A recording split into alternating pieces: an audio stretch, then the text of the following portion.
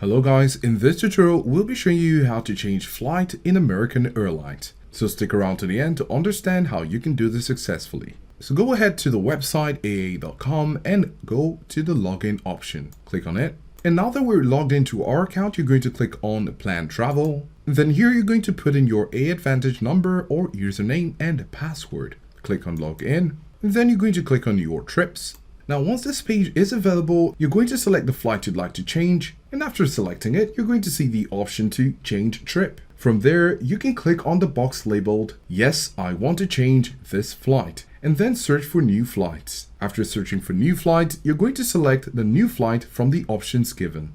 Then American Airlines will display the new itinerary as well as whether you owe additional funds or are entitled to a credit. If you are entitled to travel credit, American Airlines will display this as a refund amount. In most cases, that refund will be issued as a travel credit instead of a refund to your original payment method. Once you've confirmed your new itinerary, you should receive an email from American Airlines with a travel credit to use on a future flight. Do let us know if this was helpful, and thanks for watching.